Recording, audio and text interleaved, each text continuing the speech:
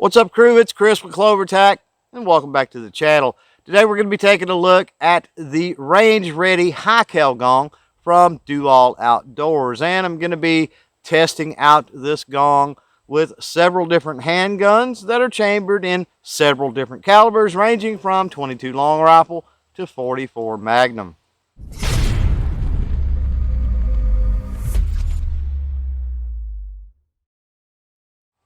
At the heart of this range-ready target is a 3/8 inch thick, 8-inch diameter steel gong. Now, I'm not able to find any documentation on whether or not this is AR-500 steel, but according to the Do All Outdoors website, this steel gong can handle 9mm all the way up to 30-06.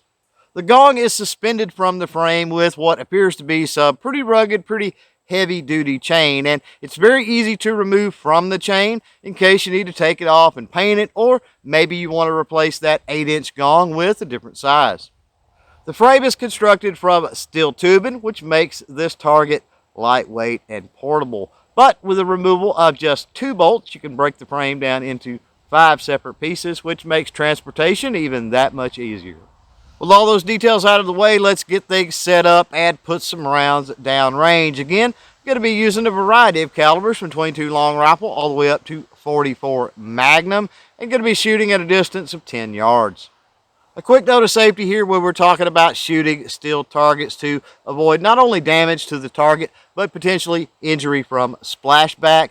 I recommend that you don't shoot a handgun at a steel target closer than 10 yards, and you don't shoot a rifle at a steel target closer than 100 yards. When we're talking about damaging the steel target itself, you need to pay close attention to the muzzle velocity of that firearm and ammunition that you're using. Anything that creeps above that 2,000 feet per second mark can potentially damage an AR-500 steel target, even out to 100 yards. So now let's load up the Smith & Wesson 617 revolver chambered in 22 long rifle and put some rounds on this gong. Now, after these shots from each of these handguns, we're going to go down range and we'll take a look at the gong. Safety first, of course. Let me get my ears on, and especially when we're shooting steel targets, eye protection is very important.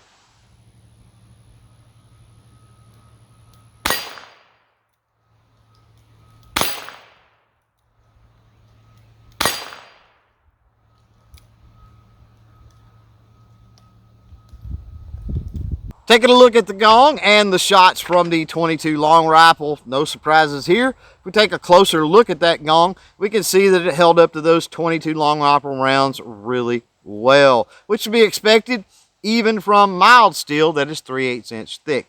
Moving along, let's load up the Walther PPQ with some 9mm ammunition and take a few shots at the gong. How well is it going to hold up to something just a little bit bigger and a little bit faster? We're going to find out.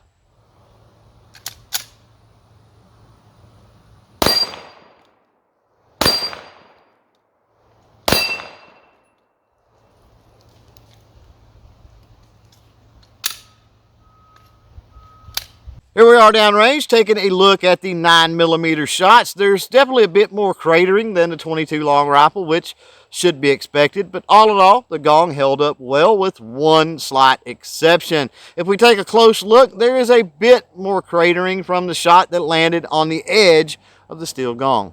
Oftentimes, the edges of these steel targets are a little bit weaker than the middle, and that's due to the heat applied to those edges during the cutting process. Now let's break out the Glock 20 in the mighty 10mm. If anything's going to crater this gong today, it should be that 10mm, right?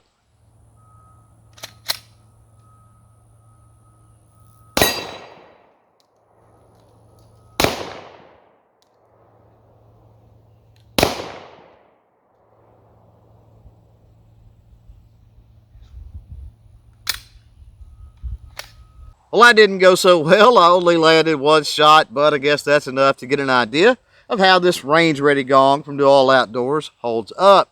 It does look like it fared pretty well against that 10mm. If we take a closer look at the gong, the pitting from the 10mm doesn't look much worse than that of the 9mm. Before we move on to the bigger, badder, faster, Magnum calibers. A quick question of the day. Jump down in the comments below and let me know. Do you prefer steel targets over paper targets or vice versa? Back to the testing, and now it's time to break out the big boys, starting with the Smith & Wesson Model 65, chambered in 357 Magnum. Let's put a few shots on that gong with this baby and see what happens.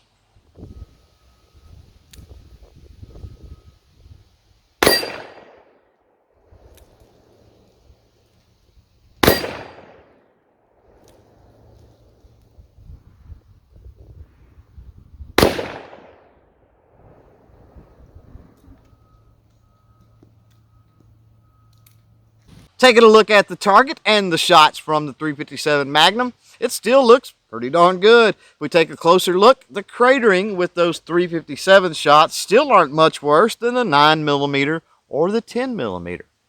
All right, let's pull out all the stops and really try to put a hurting on this target from Do All Outdoors by loading up the Taurus tracker revolver with the mighty 44 Magnum cartridge and putting a few rounds downrange.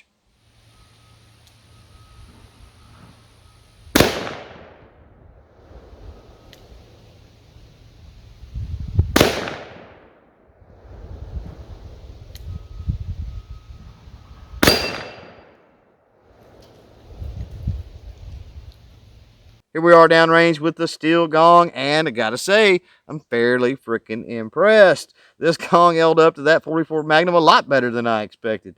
If we take a closer look, there seems to be just a bit more cratering than the previous calibers, but not by much.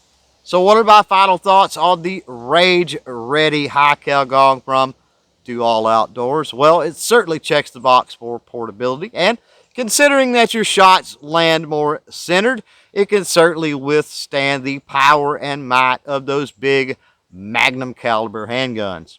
As always, I welcome your questions, experiences, and feedback down in the comments below. Thanks for hanging out. Thanks for watching. And until next time, don't forget to chain fire freedom.